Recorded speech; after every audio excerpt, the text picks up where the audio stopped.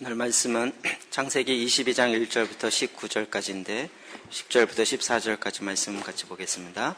읽겠습니다. 시작.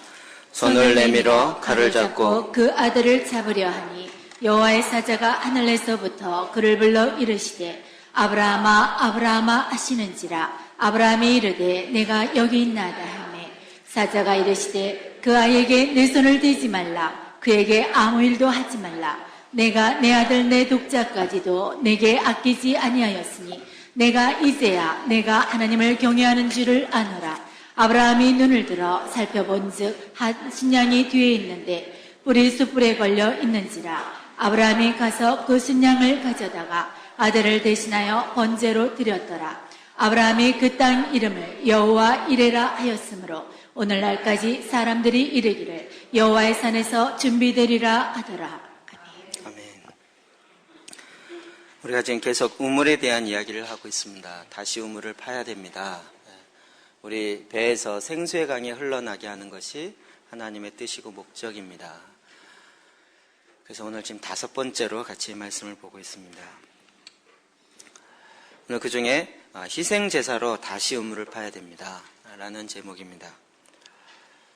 이 희생제사 그러면 성경에 제일 먼저 떠오르는 것이 아브라함이 이삭을 바치는 이 사건입니다. 이 사건은 우리가 여러 가지로 알고 있고 또 워낙 얘기를 많이 들었습니다. 이 사건의 제일 먼저 시작은 하나님으로부터 시작한다는 것입니다.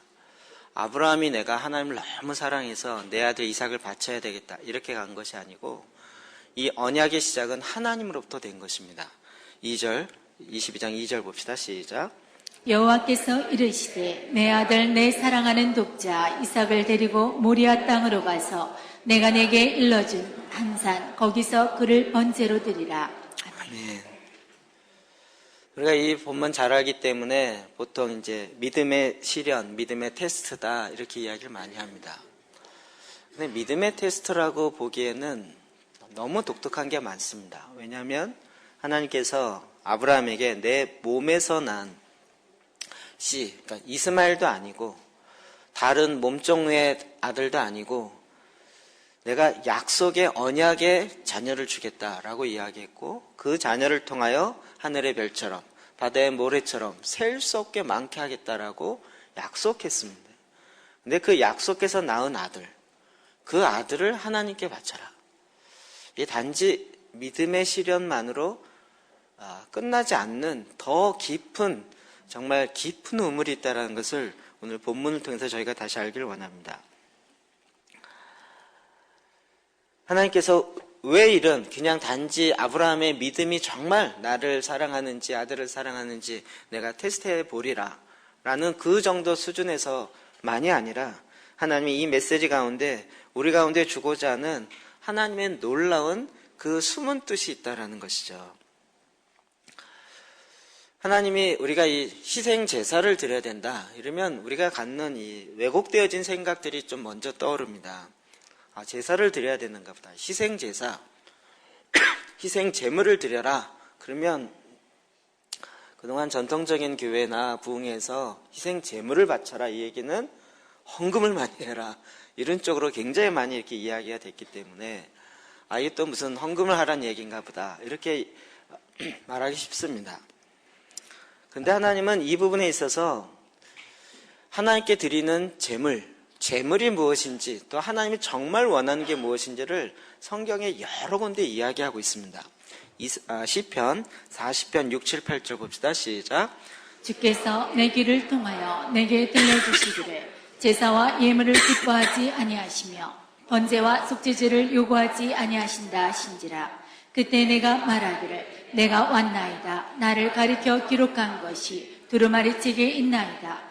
나의 하나님이여 내가 주의 뜻 행하기를 즐기오니 주의 법이 나의 심중에 있나이다 하였나이다. 아멘. 우리는 하나님이 번제물을 좋아하고 속죄물을 좋아하고 제가 농담삼아 이야기하지만 하나님이 고기 타는 냄새를 좋아해서 그걸 나에게 바쳐라 라고 하나님이 하셨을까라는 거죠.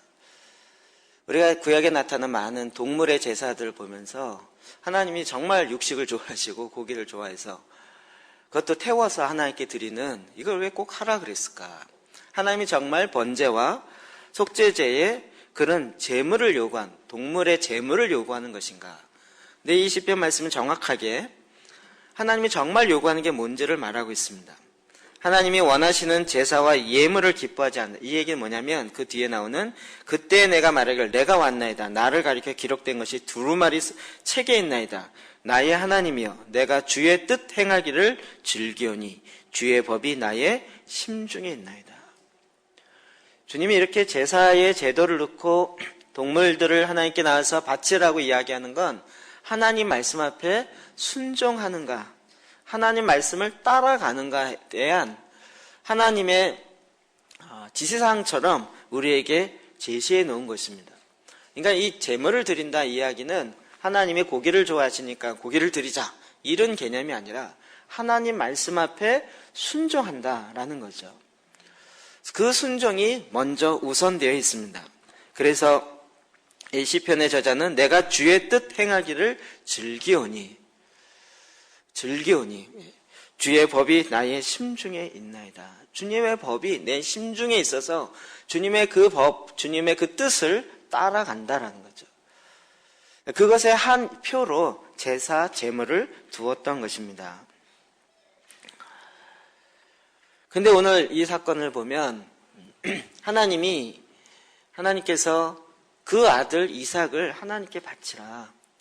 제물로 드려라.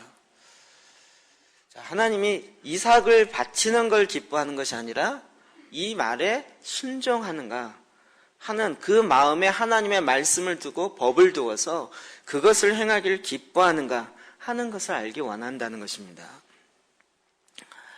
우리가 나중에 결론에서 12절 보면 하나님이 뭐라고 대답하셨는지 아시죠? 12절 볼까요? 시작. 사자가 이르시되 그 아이에게 내 손을 떼지 말라. 그에게 아무 일도 하지 말라. 내가 내 아들 내 독자까지도 내게 아끼지 아니하였으니 내가 이제야 내가 하나님을 경외하는 줄을 아노라. 아멘. 하나님을 경외하는 줄을 아노라. 정말 하나님 앞에 순종하고 하나님 경외하는 이 일에 정말 그의 마음에 가장 최우선순위를 두고 그가 살고 있는지를 우리로 하여금 알게 하는 거죠. 여러분, 여호와를 경외하는 것이 그냥 하나님께 예배드렸다 이 정도 끝나는 것이 아니라 여호와를 가까이 하는 것, 여호와를 경외하는 것이 지혜의 근본이고 힘이고 모든 일은 거기서부터 나오죠. 우리 인간을 왜 졌습니까? 하나님을 찬양하기 위해서, 여호와를 경외하기 위해서. 우리의 존재의 목적 자체가 그곳에 있습니다. 그래서 하나님 말씀 앞에 순종하려는 그 백성들, 그 선택된 백성들로 하여금 그 순종의 제물이 하나님께 올려드려야 되는 것이죠. 그럼 이 순종의 제물이 들어갈 때는 반드시 본인의 희생이 따라갑니다. 그래서 그냥 제물의 양과 소를 잡았다. 이 제물의 내용보다는 그 의미가 무엇이냐면 자기의 희생, 자기의 헌신이 들어가 있다라는 것입니다. 하나님이 굳이 이삭을 하나님께 드리라라는 것을 통하여 이것을 알기를 원하셨을까요?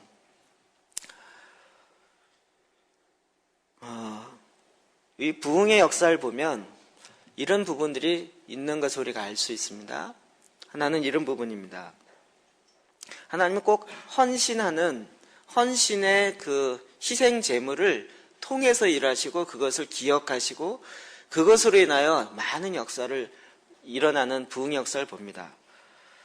1983년도에 알제리라는 도시에 나라에 한 마을이 동시에 한 마을에 조그만 사람들인데 한 400명 정도 되어진 450명 되는 사람이 동시에 한날 저녁에 꿈을 꾸고 환상을 보면서 천사를 보고 예수 그리스도를 만나게 됐습니다. 그래서 그 마을 전체가 이슬람 마을인데 전체가 예수 그리스도를 믿게 되었습니다. 그래서 잘 알듯이 이슬람교를 믿다가 개종하면 그 코란에 의해서 죽임을 당해도 뭐 살인이 아니다 이런 것들이 이렇게 나와 있지만 그들이 쉬쉬하다가 정말 내가 그 환상 가운데 그 꿈 가운데 만난 그분을 도저히 거절할 수 없어서 얘기하다 보니까 너도 보고 너도 만나고 온 마을 전체가 다 100% 크리스찬이 되어진 역사가 있었습니다. 이건 그 당시 알제리아 크리스찬 인구보다 18배나 많은 사람이 동시에 주님을 만났습니다. 이 사건이 전달되면서 많은 선교학자들과 많은 그 신학자들이 도대체 이런 일이 어떻게 일어났을까? 그 지역 가서 연구도 하고 계속 이런 조사를 했었습니다. 그 중에 하나 나온 게 이것입니다.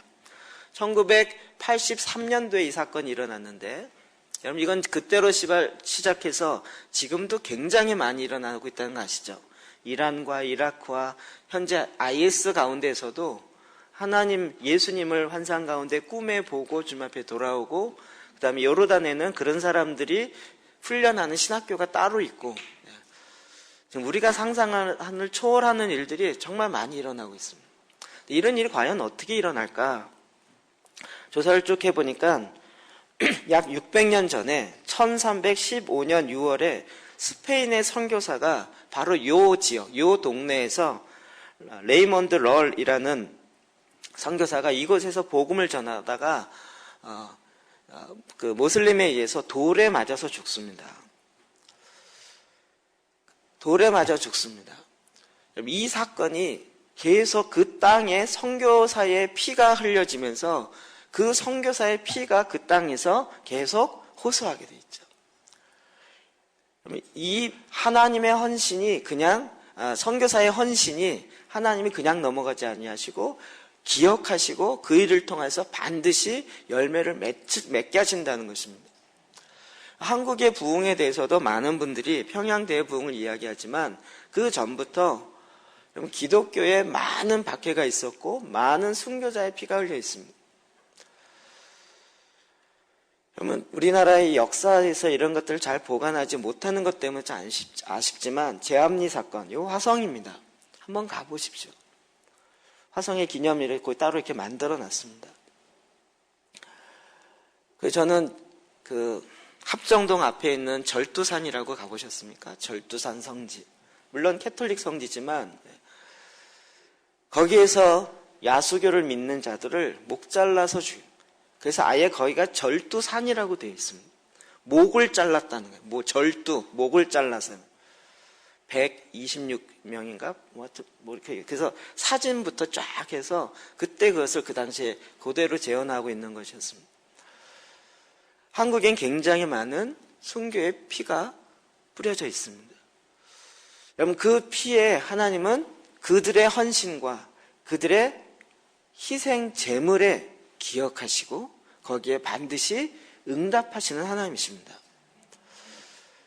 이 아브라함의 사건은 그냥 아브라함의 믿음을 테스트하는 것을 훨씬 뛰어넘어서 지금 아브라함을 통하여 희생 제물이 하나님께 드려지는 이 놀라운 사건의 가장 첫 스타트를 끊고 있다는 것입니다.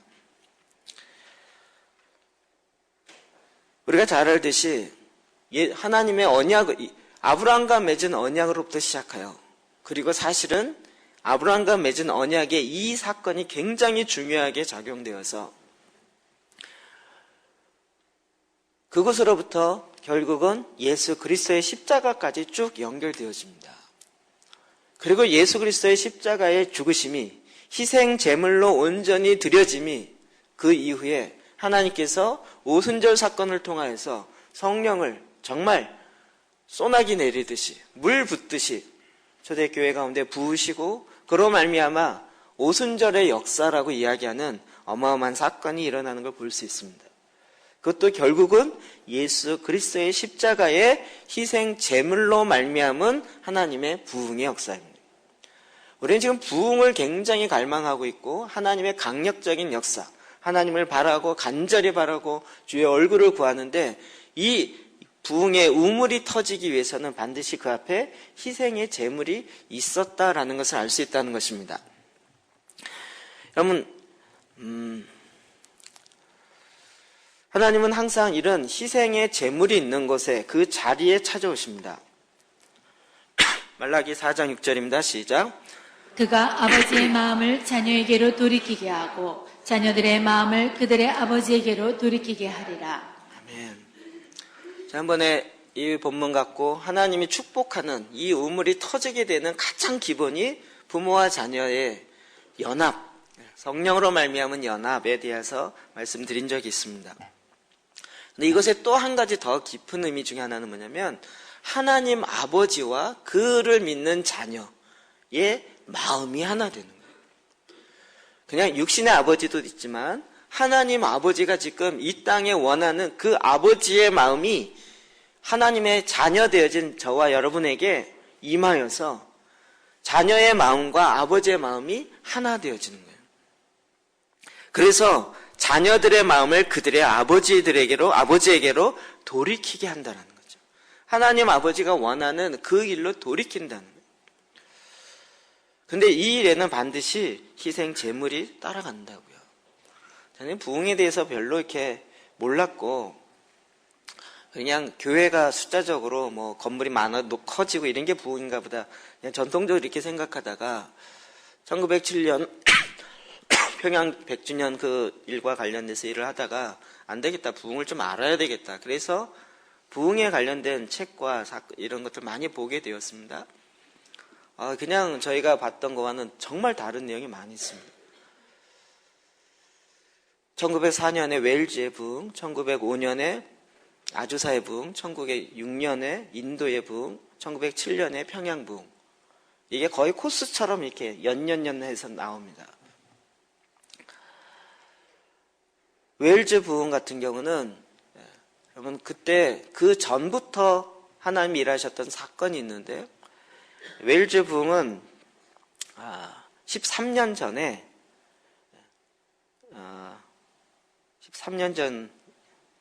13년 전 맞아요. 딱 이 숫자가 똑같죠. 어떻게? 13년 전에 13살 된 소년에게 그가 하나님 앞에 나와서 13살이면 몇 학년이죠? 6학년. 우리나라 6학년 정도 되는 아이가 그 당시는 뭐 주일학교 이렇게 많지 않을 때니까 같이 어른과 예배드리고 같이 기도하는데 목사님이 하나님의 성령이 언제 임하실지 모르기 때문에 기도할 때 빠지지 말고 나라. 이 말에 이 13살 먹은 소년이 정말 주님이 성령님이 언제 오실지 모르니까 내가 정말 빠지지 말고 가야지. 그래서 매일 일주일에 5일 저녁을 교회에 나가서 기도했습니다. 이렇게 13년을 했습니다. 13살 먹은 소년이 13년 동안 매일 5일 동안 일주일에 5일을 매일 교회에 나가서 기도했습니다. 그리고 13년이 됐을 때 그에게 강력한 하나님의 성령의 임재가 임하심이 나타나기 시작했습니다. 그래서 26살 때 그가 하나님의 말씀을 전하기 시작하는데 신학교를 다니다가 말고 포기하고 복음을 증거하기 시작합니다. 1학년 때 포기합니다. 그래서 그가 복음을 전하기 시작하는데 그가 이반 로버츠입니다. 그리고 그와 함께 따르는 그 여동생 20살. 그러면서 이 젊은 청년들이 영국 전역을 돌아다니면서 하나님의 말씀을 전하기 시작할 때 하나님의 마음이 그들 가운데 부어져서 영국의 부흥의 불씨가 되는 것을 알 수 있습니다. 근데 이것이 있기 위해서는 한 소년이 13년 동안 매일 저녁을 하나님께 나아가 기도하는 희생 제물을 하나님께 드렸다라는 거죠. 뭐 부흥의 역사는 이런 거 얘기하려면 끊임없이 나옵니다. 오늘 본문에도 다시 2절 말씀 그 하반절만 볼까요? 시작. 이삭을 데리고 모리아 땅으로 가서 내가 내게 일러준 한 산 거기서 그를 번제로 드리라. 하나님께서 번제로 드려라 라고 이야기하는데 꼭 하나님이 지시하는 땅이 있어요. 모리아 땅으로 가서 내가 내게 일러준 한 산. 그러니까 아무 데서나 제사 드리면 안 되고 하나님이 딱 찍어줬어요. 여기를 3일 길을 가야 하는 길이에요. 거기에 가서 그 산에서 너의 이삭을 하나님께 번제물로 드려라 하는 거죠. 그럼 거기가 무슨 산이라고요? 모리아산이라고 이야기하죠. 우리 이것을 너무나도 이제 많이 알고 있죠. 하나님이 일러준 바로 그 산. 그럼 이 모리아 땅과 관련된 사건들이 성경에 여러 곳 나옵니다. 그 다음에 또 한 사건은 여러분 잘 모를 수도 있는데 역대상 21장 15절 말씀만 볼까요? 시작. 하나님이 예루살렘을 멸하려 천사를 보내셨더니 천사가 멸하려 할 때에 여호와께서 보시고 이 재앙 내림을 뉘우치사 멸하는 천사에게 이르시되 족하다 이제는 내 손을 거두라 하시니 그때 여호와의 천사가 여부스 사람 오르난의 타작마당 곁에 선지라. 다윗이 왕이 되고 나서 하나님이 하지 말라고 했는데 자기가 군인이 얼마나 되는지 용사가 얼마나 되는지를 인구 조사를 합니다. 이건 전쟁에 나갈 사람을 계산한다는 거죠. 하나님이 하지 말라고 했는데 그것을 자기가 합니다. 이로 말미암아 그가 하나님 앞에 징계를 받습니다. 그래서 3일 동안 전염병이 퍼집니다. 그 앞에 14절에 보면 이렇게 되어 있습니다. 이에 여호와께서 이스라엘 백성에게 전염병을 내리심에 이스라엘 백성 중에서 죽은 자가 7만 명이었더라. 3일 동안 7만 명이 죽습니다.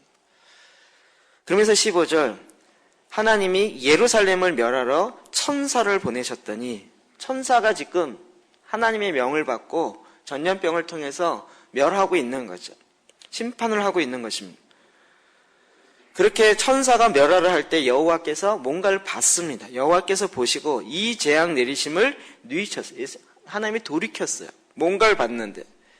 그러면서 멸하는 천사에게 이르기를 족하다. 이제는 내 손을 거두라 하신 거예요. 특별한 뭐가 없었는데 그냥 하나님이 천사에게 그만 이제 됐다. 하나님의 마음을 바꾸셨어요. 그때 여러분 그 장소가 어딘지를 이야기하는데 그때 여호와의 천사가 여부스 사람 오르난의 타작마당 곁에 선지라. 지금 멸하는 천사가 어디에 서 있었어요? 오르난의 타작마당. 타작마당은 곡식을 타작하는 곳이라 했죠. 이것이 영적으로 갖는 의미가 뭐죠? 심판의 장소라 그랬죠. 마지막 때 곡식을 추수하며 거둬들이고 쭉정이는 태워버리는 그 타작마당, 심판의 장소라는 거죠. 그 오르난의 타작마당에 천사가 서 있는 걸 딱 보고 하나님이 그냥 다윗이 뭐가 아니라 하나님의 마음을 스스로 바꾸셨어요. 그래서 그 다음에 24절부터 보면 다윗 왕이 오르난에게 이르되 그렇지 아니하다 내가 반드시 상당한 값으로 사리라. 그래서 그 산을 사겠다 그래요. 내가 여호와께 드리려고 내 물건을 빼앗지 아니하겠고 값 없이는 번제를 드리지도 아니하리라 하니라. 그리하여 다윗은 그 터 값으로 금 600세겔을 달아 오르난에게 주고 다윗이 거기서 여호와를 위하여 제단을 쌓고 번제와 허목제를 드려 여호와께 아뢰었더니 여호와께서 하늘로부터 번제단 위에 불을 내려 응답하시고 여호와께서 천사를 명령하심에 그가 칼을 칼집에 꽂았더라. 다윗이 번제를 드렸기 때문이 아니라 하나님이 멈춘 거예요. 그걸 보고 다윗이 그 땅을 금 600세겔을 주고 샀어요. 600세겔 맞죠? 그래서 그 오르난의 타작마당을 다윗이 돈 주고 샀어요. 합당한 가격을 주고 샀어요. 그리고 그곳에서 번제를 드렸을 때 하나님이 하늘에 불이 내리고 그 멸하는 천사가 칼을 칼집에 꽂았어요. 이 오르난의 타작마당은 과연 또 어딜까? 역대하 3장 1절 봅시다. 시작. 솔로몬이 예루살렘 모리아 산에 여호와의 성 건축하기를 시작하니 그것은 전에 여호와께서 그의 아버지 다윗에게 나타나신 곳이요 여부스 사람 오르난의 타작마당에 다윗이 정한 곳이라. 솔로몬이 성전 졌는데 어디다 졌다고요? 오르난의 타작마당. 그것이 또 어디라고요? 모리아 산이라고요. 그럼 이게 지금 계속 한 장소에서 동일한 사건들이 계속 일어나는 걸 볼 수 있죠. 이걸 통해서 우리가 알 수 있어요. 하나님이 그 오르난의 타작마당에 천사가 칼을 들고 서 있는 걸 보는데 그냥 이 영화 한 장면처럼 보십시오. 여러분 그 장면을 보면 하나님은 뭐가 생각나실까요? 과거로는 아브라함이 바로 그 장소에서 이삭을 희생제물로 잡으려고 했던 바로 그 장소. 거기서부터 미래로 가면 그곳이 바로 예루살렘 성전이 쓴 곳이고 거기가 바로 예수님의 십자가가 서 있는 그 장소. 다 같은 장소. 하나님이 아브라함에게 굳이 모리아 땅, 내가 지정한 그 산에 가라. 그 산이 어떤 곳이었어요? 예수님이 그로부터 1500년, 2000년이 지난 다음에 2500년이가 더 지난 다음에 예수님이 십자가에 못 박히게 되는 그 장소.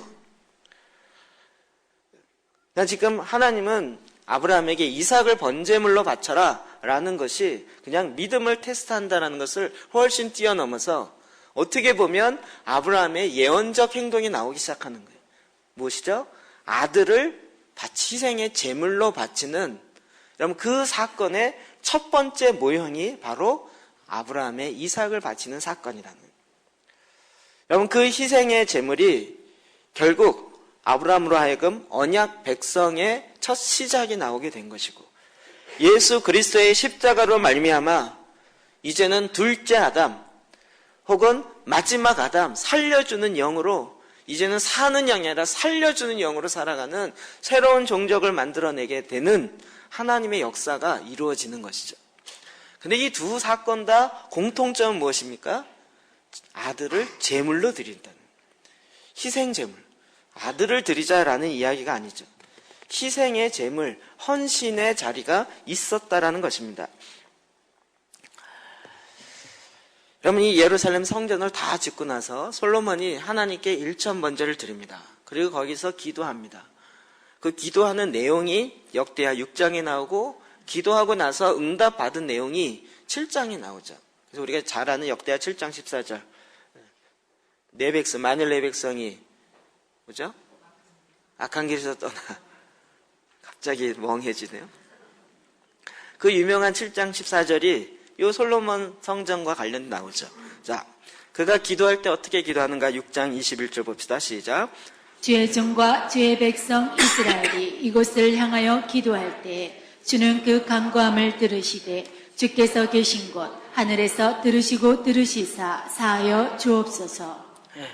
성전을 딱 완공하고 하나님이 이 성전에서 기도할 때, 아니 성전에 못 오고 성전을 향하여서, 그곳을 올 성전까지 갈 수가 없어요. 그 성전을 향하여 기도만 하여도 하나님 그 기도를 들으시고 들으사 사하여 주시고 응답해 주십시오라고 이야기해요. 여러분, 이게 단지 예루살렘 성전만일까요? 그렇죠? 흐름을 계속 보니까 지금 예루살렘 성전에 서 있는 게 뭐죠? 하나님은 그것이 계속 언약의 자리인 거예요. 이삭을 바치면서 언약했던 것이고, 그것이 바로 예수님의 십자가가 있는 그것이고.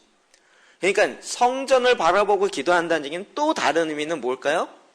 예수 그리스도의 십자가를 바라보는, 그 희생 제물로 하나님께 드려지는 이 기도에 하나님 응답하십시오 라고 해석해도 별 무리가 아니겠죠? 그럼 거기는 다윗이 그냥 땅을 정복하는 것이 아니라 땅의 대가를 주고 금 600세겔을 주고 산 곳이에요. 그럼 이게 지금까지 이스라엘 가면 이 땅 우리가 대가를 주고 산 땅이라고 지금까지 유대인들이 이걸 주장해요. 다른 데 정복한 게 아니라 이 땅은 돈 대가를 주고 산 땅이다. 성경에 나오는 대가를 주고 산 땅이 몇 군데 나오는데 그게 지금까지 유효하더라고요. 그럼 그 대가를 지불하는 그 믿음의 헌신의 수고가 하나님께서는 반드시 기억하시고 그로부터 시작하여서 하나님의 역사를 이룬다는 거죠. 근데 이 대가를 지불하는 것이 나로부터 시작하는 것이 아니라 하나님으로부터 시작해야 된다는 거예요. 나도 대가를 지불하자. 나도 뭘 할까?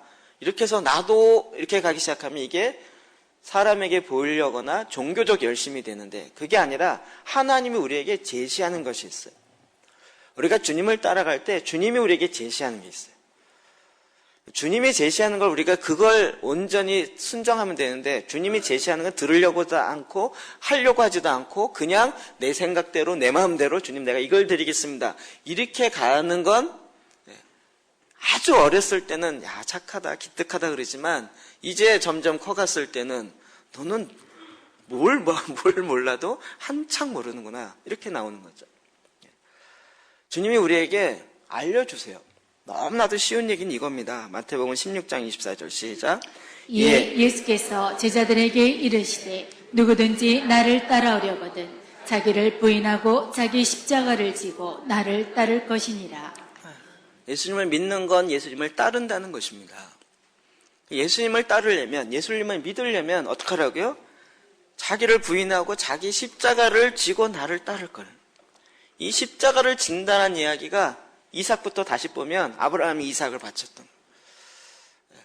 다윗이 그의 범죄함으로 말미암아 그가 마땅히 죽어야 했지만 그의 백성들이 대신 죽고, 그리고 그 땅을 대가를 치러서 산 오르난의 타작마당, 그리고 그것의 예루살렘 성전, 그리고 예수님의 십자가.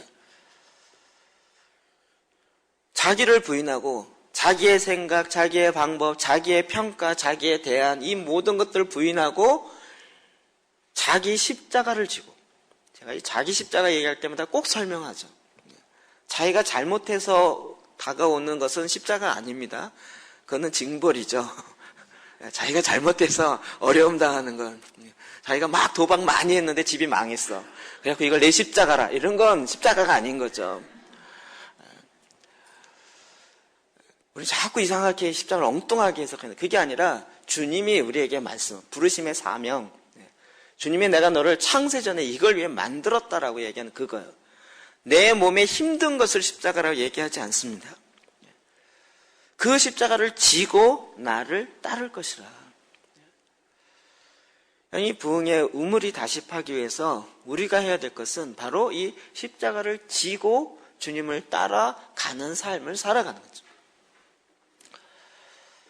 그냥 하나님 부흥의 우물을 터지게 해주십시오, 그게 아니라 부흥의 우물을 파야 되는 거예요. 그것은 내가 수고를 해야 되는 거예요. 십자가를 내가 지고 주님을 따라가는 그 삶을 내가 살아가야 되는 거라. 믿음으로 구원받는데 그 믿음은 행함이 없는 믿음이 아니라 살아 움직이는 행함이 있는 믿음, 역사하는 믿음이라는 거예요. 이 부분 많이 설명했죠. 이원론 때문에 이걸 자꾸 구분해요. 그래서 야고보서에 의하면 유대인이 갖고 있는 그 일원론적 사고로 딱 설명하죠. 행함이 없는 믿음은 죽은 믿음이다. 죽은 믿음으로 구원 얻는 것이 아니라 너희의 믿음을 보여봐라. 우리의 믿음을 뭘로 보이겠습니까? 믿음을 어떻게 꺼내서 이렇게 보이겠어요? 심장을 꺼내면 거기에 믿음이 어떻게 되는지 보이겠어요? 너희의 믿음을 행함으로 보이라. 그러니까 아브라함의 믿음의 조상이 된 건 가장 대표적인 행동은 이거죠. 자기 아들을 하나님께 드리는 그 믿음의 행동이 가는 거죠. 오늘 저와 여러분이 하나님의 일하심이 저희 가운데 정말 다시 펼치기 원합니다. 저는 이런 갈급함이 참 많습니다. 저는 이제 준모태신앙이다 보니까 아주 어렸을 때부터 저희 부모님 교회 다니진 않았지만 초등학교 2학년 때부터 교회를 너무 착실하게 다니다 보니까 약간 모태신앙들이 갖고 있는 그 반 정도가 있어요. 교회 행사와 교회 일이 즐거운 게 아니라 지겨워요. 저거 또 해. 부활절, 고난주간. 작년에 예수님 부활하셨는데 올해 고난주에 또 돌아가셔서 좀 내 그 고난에 동참한다 이래갖고 또 잘 때 침대에서도 안 자고 방바닥에서 자며 그 고난주간에 주님의 고난에 동참한다. 이게 고난주간일까? 이게 도대체 이게 성탄절 막 하면 물론 그걸 통해서 많은 것이 있지만 정말 그 의미가 뭘까? 정말 그것을 실제로 지켜내는 게 뭘까? 삶으로 그것에 대한 갈망, 그것에 대한 고민이 계속 있어 왔던 거죠. 그러다가 계속 역시 하나님은 찾는 자에게 얻게 하시는 것 같아요. 최근에 이제 알게 된 것은 아데프 신문을 통해서 알게 된 거죠. 그때 아예 은둔에 들어가고 정말 자기의 육체의 것들 죽이고 오직 주님만 만나면서 하루에 사복음서를 하루에 다 읽으면서 매일같이, 물론 그분은 이제 수사 출신이고 이러니까 이제 워낙 깊이 있게 하죠. 근데 핵심은 뭐냐면 그렇게 했다가 아니라 그 일들을 통하여서 예수 그리스도를 새롭게 만나는, 매년 만나는 예수 그리스도의 모습이 새롭다는 거예요. 작년에도 사복음서를 읽었고 올해도 계속 읽는데 주님이 만나고 그렇게 주님이 알려주는 그 계시와 그것이 또 새롭고 또 새롭고요. 매년 새롭다는 거예요. 여러분, 부활절 고난주간이 매년 새롭습니까? 성탄절이 매년 새롭습니까? 그 방법조차가 정말 하나님이 이야기했던 그런 방법들이 아니라 우리가 만들어 놓은 방법을 갖다 보니까 정말 그 하나님의 깊이 있는, 내가 더 알기를 원합니다. 하나님을 향하여 더, 내가 오늘 한번 마신 이 시원한 물로 만족이 안 되고 하나님 뭔가 더 있을 텐데 더 알기를 원합니다. 처음에 내가 처음 샘물을 마시고 있을 때 막 이게 정말 백인 줄 알았어요. 하나님 다 알았는 줄 알았어요. 그랬는데 어마어마한 바다에 한 숟가락 뜬 거예요. 처음엔 바다도 아니었죠. 큰 강에 요만큼 먹으신 거예요. 한 대접. 더 먹어야 되겠다 해서 막 또 찾아서 또 좀 마시고 막 이제는 막 1리터짜리로 하나 마셨는데 알고 봤더니 어마어마한 바다에 1리터 마신 거예요. 하나님 알아갈수록 내가 만났던 하나님, 내가 아는 하나님, 전에는 정말 내가 만난 하나님 다였고 전부 다였는데 갔다 보니까 하나님 어딜 만났냐면 하나님 지나가신 발걸음에 발자국을 이렇게 보고 하나님이었구나 이러면서 막 좋아한 거예요. 옷자락에 어느 한 구석을 보고 주님이었구나. 하늘의 모든 신령한 것을 우리에게 주시기를 기뻐하십니다. 에베소 1장 3절에 있는 것처럼 하나님의 모든 하늘에 있는 신령한, 하늘의 영광으로 꽉 차 있는 하나님의 현현 가운데, 우리 가운데 나타나는 그와 같은 하나님의 역사들이 우리 안에 다시 회복되어지고 그것이 샘솟듯 우물에서 물이 터지듯이 그렇게 우리 모두에게 터져가기를 하나님 원하십니다. 과거에 있었던 어떤 부흥이나 은혜 받았던 그것을 다시 하는 것이 아니라 하나님께서는 그 전에 맛보지 못했던 전혀 새로운 하나님의 역사를 이 시대에 지금 하나님이 하고 싶어하는 하나님의 마음을 갖고 내가 평양 1907년에 있었던 부흥이 아닌 그거보다 100배나 더한 아직 한 번도 역사에 나타나지 않았던 그런 일을 하기 원하는데 이 일에 내 마음과 함께 가지고 십자가를 지고 주님 앞에 같이 나를 따라올 자가 누구냐라는 거죠. 여러분, 그와 같은 일들은 희생 제물이 드려지는 걸 통해서 일이 일어나기 시작합니다. 헌금을 많이 해서 복 받는다, 이 얘기 아닙니다.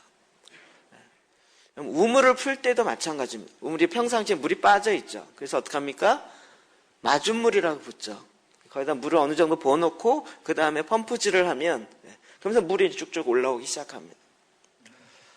오병이어의 기적을 보더라도 예수님 기적을 일으킬 것 같으면 그냥 날아가는 새 일로 와 앉아 넌 고기가 될지어다 그래갖고 고기를 먹이고 이러시면 오 대단 이러실 거 아니에요. 그거 못 하시겠어요? 아니면 메추라기 하나님 기도하셨더니 메추라기가 쭉 내려와서 한 사람당 5마리씩 닥닥닥 앉더니 통닭으로 싹 박혀가지고 먹게 한다는, 아니면 만나가 다시 내리게 한다든지. 하나님 그렇게 안 하시고 어린아이의 도시락 하나, 그 오병이의 그걸 가지고 하나님은 일하시죠. 이게 뭘까요? 마중물이라는. 우리가 보기엔 간단하고 내가 보기엔 별거 아닌데 이게 내가 주님께 드려진 바가 되었을 때 나에겐 그 희생의 제물이고 하나님께 온전히 드린 바가 되었는데 하나님이 그걸 통하여서 하나님이 원하셨던 그 마음이 하나가 되는 거예요. 아비의 마음이 자녀에게 하나가 됐어요.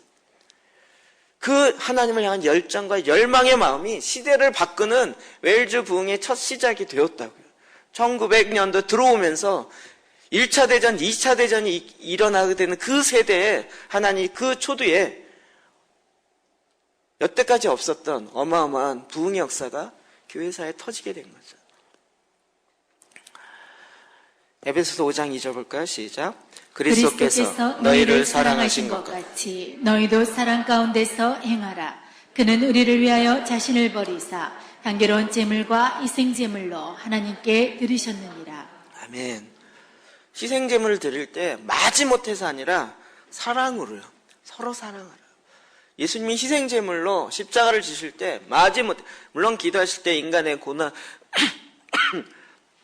고뇌로 하나님 할 수만 있거든 이 잔을 내게서 돌이켜 주십시오라고 했지만, 그러나 그의 마음은 주님 내 뜻대로 하지 마시고 아버지의 뜻대로 하십시오. 그래서 향기로운 제물과 희생 제물로 하나님께 드려지는 것을 사랑함으로 기뻐함으로 하셨다는, 십자가가 마지못해서 지는 구레네 시몬과 같은 경우도 있지만 그건 아예 예외적 케이스고요. 하나님은 우리에게 원하시는 것은 자기 십자가를 지고 주님을 따르는 그 삶을 살아가기 시작할 때 그 헌신의 제물을 하나님이 흠량하시고 그곳에 불이 임하시고 그곳에 하나님의 원래 갖고 계셨던 놀라운 계획을 일으키시는 거예요. 제가 그냥 오르난의 타작마당에 천사가 서 있는 걸 보고 하나님이 멈춰서 그만 됐다 거둬라 라고 하나님이 말씀하셨던 이유가 조금 알 것 같아요. 좀 아시겠죠? 이제 그 느낌이 좀 오시죠? 이삭을 바쳤던 사건도 생각나고 예수님이 십자가에 살린 그것도 주님이 하나님께서 생각나죠. 멈추는 거예요. 그 언약이 기억되어지고 그들의 믿음의 희생 제물이 기억이 되는 거예요. 이 시대에 지금 과거에 있었던 우리의 신앙의 열심을 다시 회복하자. 저는 그거 아니라고 봐요. 과거에 정말 막 새벽 예배 안 나가면 교회 안 다닌 사람처럼 취급되어지고, 저도 어렸을 때 그런 기억이 나요. 저희 그때 뭐 담임 목사님이 하여튼 뭐 장로 권사 집사님이 정예배 안 나오면 난리가 났어요. 어디 목사님한테 어디 간다면 전화하고 알아야 이제 뭐 안 온다면 난리가 나요. 어디 직분자가 예배를 빠져 이래갖고 막 예배 시간에 막 오락내락 화가 이만큼 나시고. 그러니 우리도 예배에 빠지지 말고 다 합시다. 저는 어렸을 때 그런 분위기의 교회에서 자랐지만 그것이 우리의 신앙을 다시 회복하겠네요. 과거에 있었던 그 우리의 믿음의 선배들의 열심으로 그렇게 가면 우리의 신앙이 다시 회복되겠네요. 여러분, 그렇게 파는 것이 아니라 이제는 주님이 정말 우리를 통해서 일하시는 새 믿음의 역사를 일으키라는 거죠. 저는 그것의 결과가 지금 제가 뭐 만들어낸 것이 아니라 정말 문을 두드리고 찾고 해서 주님이 얻게 하시고 알게 하시고 깨닫게 한 말씀으로 기도하기고요. 그리고 제사장 기도나 보혈 기도나 이런 내용들이요, 그냥 정말 하나님께서 기가 막히게 저는 보화를 발견하는 그 믿음의 그 축복이라고 봅니다. 빌립보서 2장 17절이요. 시작. 만일 너희 믿음의 제물과 섬김 위에 내가 나를 전제로 드릴지라도 나는 기뻐하고 너희 무리와 함께 기뻐하리니. 아멘. 사도 바울은 결국 마지막 결론에 이렇게 이야기합니다. 빌립보서는 옥중서신이에요. 로마의 옥에서 갇혀서 편지를 썼을 것이다. 이 가장 유력한 해석이죠. 근거죠. 근데 그곳에서 오히려 힘들어하고 오히려 마음 아파하는 것이 아니라 계속 빌립보서의 주제처럼 기뻐하고 기뻐한다. 뭘 기뻐해요? 내가 너희 믿음의 제물, 섬김 위에 내가 나를 전제로 드려. 내 피를 다 뿌려요. 너희의 믿음의 제물이 되는 것을 내가 기뻐해요. 희생 제물이 되는, 내가 이방 민족을 위해서 이방민의 사도가 되어서 그들에게 복음을 전해서 그 이방인들을 위한 믿음의 제물이 되는 것을 기뻐해요. 다시 십자가로 얘기하면 내가 십자가 지는 것을 너무 기뻐해요. 내가 희생 제물이 되어서 이삭이 되어지는 것이 너무 기뻐해요. 나는 기뻐하고 너희 무리와 함께 기뻐하리니 너희도 기뻐하라. 이렇게 나오네요. 그럼 이게 사도 바울이 기뻐함의 수준이었죠. 주님이 저와 여러분 가운데 정말 이런 기쁨을 다시 회복하기를 원하십니다. 그냥 내가 이렇게 감성적으로 즐거워하는 무슨 재미있는 코미디 프로 봐서 즐거워하는 이게 아니라 정말 위로부터 내리는 그 기쁨, 하늘로부터 내려지는 그 희락의 영이. 그래서 누가 목숨을 죽인다 그래도 내 목숨을 가져가도 이건 내 기쁨이라 내가 할 수밖에 없어. 내가 할 거야. 라고 달려가는 그 기쁨. 그게 바로 희생 제물이었어요. 여러분, 그래서 샘이 터질 때 여러분 그건 기쁨이 되는 거죠. 전에도 한번 말씀드렸지만 언제죠? 아프간 사태 있을 때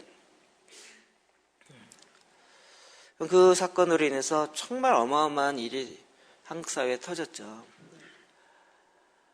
분당에 있는 한 교회가 단기 선교여행 갔다가 결국 인질로 잡혀서 그 자기 목사님과 청년이 죽고 목이 잘려서 죽고 그 일로 인해서 지금 계속 어마어마한 일들이 계속 터집니다.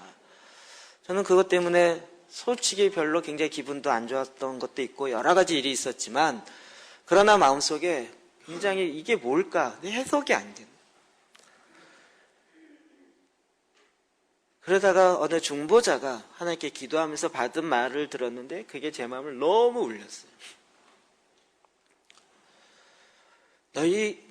너희 나라 청년이 그곳에 가서 목이 잘린 것에 대해서 그렇게 마음 아프고 그렇게 분노하고 그렇게 하냐? 근데 사실은 내가 허락한 것이다. 너희들이 이슬람과 너희들이 그 민족을 향해 지금 내가 이루고자 하는 나의 뜻이 있는데 너무 관심을 안 갖고 아무리 이야기해도 그냥 거기는 나와 상관없는 곳이다 라고 하기 때문에 내가 허락한 것이다. 나도 그의 죽음이 아프지만 내가 허락한 것이다. 그 전에 이선일 씨인가요? 오선일인가 이선일인가? 네? 김선일. 네, 제가 하도 여러 사람이 있어갖고. 네. 언론에서는 그것도 별별 얘기가 많지만, 하나님께서, 여러분, 전 그리고 나서 다시 보게 됐어요. 지금 너무나도 저는 역설적인데요. 그 사건이 한국 모든 사람들로 하여금 이슬람이 뭔지 알게 했어요. 3대 신문에 이슬람이 뭔가 중당이 뭔가 아주 막 대서특필로 해서 계속 실어갖고요. 사람들이 그때 보기 시작했고 순위파가 뭐고 과격파가 어떻고 이런 걸 알기 시작했어요. IS가 지금 막 난리를 쳤더니요. 한국에 한라식품 어쩌면 안 믿는 사람도 일어나갖고 난리예요. 우리나라 테러 일어나면 안 된다고. 만약에 그런 사건이 없었으면 만약 기독교인이 이거 일어나면 또 쟤네들 저는 이랬을 텐데요. IS가 워낙 테러를 하면서 난리를 쳐놓으니까 지금은 기독교인이 안 일어나도 한라식품 들어온다 그러면 이제 과격된 이렇게 과장된 것도 있지만 하나님의 마음이 이렇게 부음받아지는 거예요. 여러분 기도 재단할 때 하나님의 말씀이 내 안에 이렇게 이거구나라고 은혜 받는 그래서 적용되어지는 것이 아니라 하나님의 말씀이 내 안에 부어져요. 그래서 우리는 자꾸 회개 쪽으로 가는 경향이 있는데 회개뿐만 아니라 하나님의 말씀이 내 안에 부어져서 내가 너를 나의 십자가를 지고 가는 나의 백성이 되어서 골고다 위에 세우겠다는 거예요. 아니면 높은 언덕 위에 산 위에 있는 동네가 되게 하겠다는 거예요. 내가 너를 저 등경 위에 형광등과 같이 높이겠다는 거예요. 제가 이번 금요일날도 계속 기도하면서 좀 그 마음이 드는 거예요. 우리가 정말 하나님 내가 원하는 것 좀 들어주세요라는 기도도 되게 많이 하지만 그러나 반대로 하나님이 내가 너를 들어서 쓰겠다 그럴 때 우리는 정말 죽어도 안 된다고 그러는 거예요. 주님 저는 안 돼요. 몰라요. 능력 없어요. 안 해요. 말 못해요. 가진 게 없어요. 배운 게 없어요. 뭐가 없어요. 못할 이유가 너무 많은 거예요. 주님이 제발 내가 너를 들어서 좀 빛으로 쓰려고 하는데 내 말에 한 번만 좀 희생제물이 돼서 순종하지 않을래? 안 돼요. 절대 못해요. 내 인생에 그건 안 돼요. 내 인생에 높은 곳에 올라가면 안 되고요. 난 사람들 앞에 나가는 게 제일 두렵고요. 나는 내가 뭔가 이렇게 있을 수가 없어요. 내가 가진 돈 갖고는 하나님 언제 돈 갖고 일하시겠다고 이야기했어요? 내가 갖고 있는 지식 갖고는 하나님이 내가 갖고 있는 지식 갖고 하겠다고 얘기하는 거 접이 없어요. 하나님께서 그냥 우리가 갖고 있는, 하나님 우리에게 이미 모든 거 허락하신 그냥 있는 거. 근데 하나님과 마음이 하나가 돼요. 하나님을 사모하며 하나님과 마음이 하나 되었을 때, 그리고 하나님 이걸 원하시는군요. 지금 내가 가겠습니다. 내가 하겠습니다라고 내가 기뻐함으로 하나님으로부터 시작되어진 그 일에 내 십자가를 지고 내가 순종의 제물이 되어줄 때 하나님이 그 일을 통하여 일하기 시작한다. 그럼 이게 부흥의 역사가 터지는 거예요. 부흥의 역사. 우물의 샘이 터지기 시작했다. 각자 하나님께서 나에게 허락하시는 십자가는 다를 것입니다. 다양하게 다를 것입니다. 근데 이게 역설이지만 십자가를 믿는 것도 필요하지만 십자가를 지고 주님을 따르는 거죠. 십자가를 지고 따르는 것이 예수 그리스도의 제자의 마땅한 본분인데 십자가 지는 거에 대해서 굉장히 거부하는, 그러면서 내 배에서 샘이 터지지 않는다라고 하는 것은 안 맞는 이야기가 되는 거죠. 그런데 놀랍게도 그렇게 주님의 말씀대로 순종하여 나아갈 때요, 그건 정말 나에게 면류관이 되는 거예요. 말씀해 볼 때요, 나에게 기쁨이 되고 나의 자랑이 되는 거예요. 내가 이 번제단에 내 피가 전제로 다 뿌려진다 할지라도 내 기뻐한다. 내 삶의 목적은 그거였는데 드디어 이뤘다. 이렇게 된 거예요. 선교사들의 개념이 다른 거예요. 우리는 자꾸 이렇게 보니까 그런데 선교사들은 내가 알제를 위해서 복음을 전하고 그들 위해서 삶을 드리는 게 목적이 있는데 돌 맞아 죽은 거예요. 와, 나는 그 목적을 위해서 온전 주 앞에 내어 드린 바 된 거예요. 하나님이 그것을 죽었는데, 선교사님은 600년 전에 죽었는데 하나님은 그 피를 기억하사 그 땅에 동일하게 하나님의 역사가 일어나게 하는 거예요. 하나님은 늘 우리가 이거 왜 그렇게 하세요? 우리를 통해서 다스리라고 하셨기 때문에. 하나님이 대리 통치자로 하나님께서 우리에게 위임하셨기 때문에 우리를 제껴놓고 하나님 일 안 하신단 말이에요. 우리를 통해서 일하시기로 하나님이 창세전에 법을 정하셨고 그렇게 하시기로 하셨어요. 근데 이 인간이 잠깐 범죄한 거죠. 예수 그리스도를 믿음으로 구원 얻었지만 동일하게 이 문화명령은 여전한 거예요. 우리를 통하여 이 땅을 다스리고 이 땅에 하나님의 영광으로 충만하고 하나님의 뜻으로 계속적으로 퍼져가는 하나님의 계획은 완성되어야만 하는 거죠. 그 방법은 십자가를 지는 거였어요.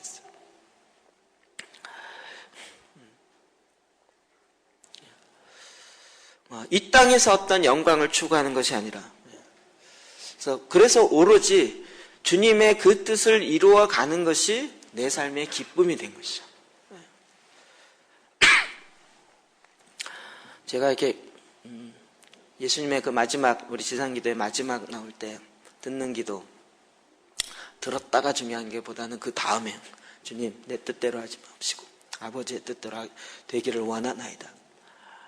그 기도를 계속 하는데 제가 머리로는 다 아는데요, 이 몸에서는 되게 싫은 거예요. 몸에서는 정말 싫은 거예요. 기도하면서도 이러다 정말 진짜 아버지의 뜻대로 하면 어떡하지? 이게 막 한때에서 걱정이 좀 되면서 이게 그러면 어떡하지? 입으로는 주여 내 뜻대로만 없이고 아버지의 뜻 하나. 그런데 그러니까 말과 머리로는 하는데 마음으로는 안 하는 거예요. 마음으로는 동의가 안 돼 있는 거예요. 이러다 정말 십자가 지라 그러면 나 어떡하나? 취소해요. 이럴 수도 없고 이게 속에서요 하다 보니까 이게 계속 떠올라요. 계속 떠올라요. 그러다가 그 다음부터는 안 듣고 싶어요. 얘기하면서 하나님 말씀하시면 안 되니까 주님 내 뜻대로 하지 마시고 아버지의 뜻대로 되기 원합니다. 아멘! 그래 빨리 가야 돼.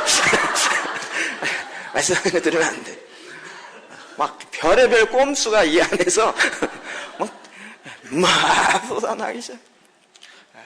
그거 어떡하라고요? 십자가에 죽여야 돼. 그 십자가에 죽어야 돼. 날마다 죽여야 돼. 날마다 죽여. 죄송합니다. 하나님께서 아브라함의 이삭에 바치는 사건을 딱 보면서요, 네가 나를 경외하는 줄 알았다. 예수 그리스도의 그 모습 보고 결국 여러분, 기도재단의 가장 중요한 핵심 단어가 우선순위와 자기 부인 있잖아요. 우선순위와 자기 의지를 드리는 거예요. 내 의지를 드리는 거예요. 내 삶에 내가 기뻐함으로 마지못해 가는, 그렇게 해도 은혜 받지만, 그러나 내가 자원함으로 나의 의지를 내 삶의 구체적인 산 믿음의 행동을 주님께 드려지는 거예요. 그를 통하여서 하나님께서 드디어 정말 오병이어의 기적과 같은 일들을 행하는 거죠. 여러분, 그 오병이어 도시락을 예수께 드린 그 소년의 이름이 뭔가요? 그 소년이 그 다음에 어떻게 됐나요? 안 나타나요. 몰라요. 근데 그를 통해서 어마어마하게 일했죠. 그는 평생 하나님이 이렇게 일하셨다, 예수님이 이렇게 했다, 그의 마음속에 완전히 각인됐겠죠. 지금도 하나님 그렇게 일하시더라고요. 우리가 탁월한 무엇이 돼서가 아니라 주님 앞에 온전히 헌신하여 희생의 제물로 십자가를 지고 주님을 따를 때 주님이 내 안에서 창세전에 갖고 계셨던 그 계획의 원 계획들을 다시 회복시키고 이루셔 나가십니다. 이 믿음의 우물을 파는 이 수고를, 희생의 제물로 되어진 수고를 끊임없이 주님이 행하시는 그 순간까지, 아니 내가 이 땅에 생명을 다하는 순간까지 지속하시기를 주의 이름으로 축복합니다. 기도하십시다.